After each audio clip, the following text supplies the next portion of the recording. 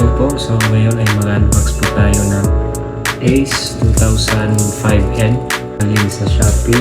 Kuha ko po ito ng 3,889 bigat. Bigat siya. Kaya tingnan natin sa loob.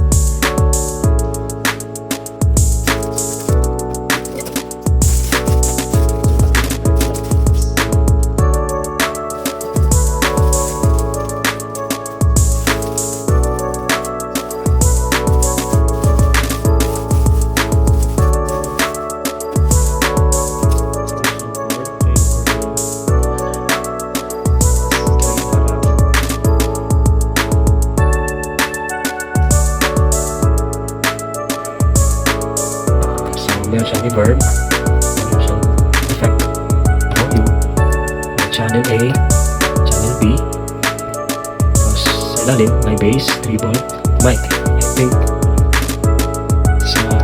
sa mic ito, tapos dito yung music, ito yung bass, treble, at volume, music. Tapos para sa mic 1 and mic 2. And sa input, videos, play, pause, next, EQ, remove, SKU ngayon at priority.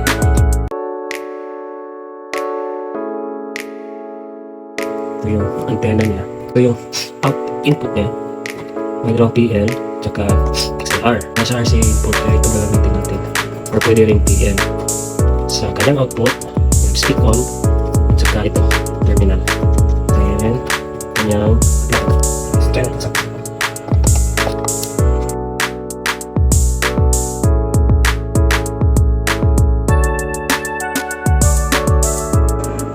Natin yung volume. Function naman, full niya is 32.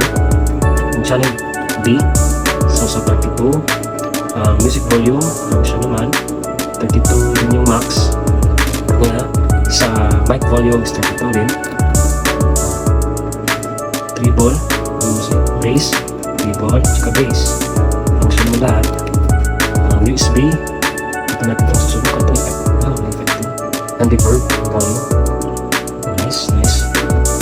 Okay, so far function naman lahat. Okay, so check na natin lagay natin sa rack, amplifier rack. Check natin yung sound niya. So dito po ay check muna natin yung tunog niya sa D12 na speaker bago natin lagay sa D15.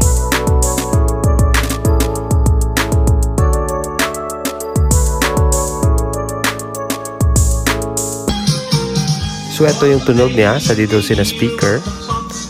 Maganda siya, talagang clear and crisp talaga yung sound.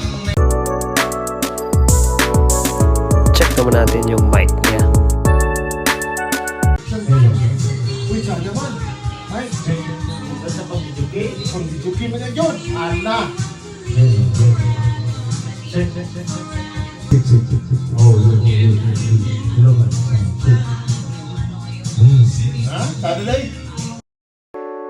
So ngayon, ilalagay na natin siya sa amplifier rack.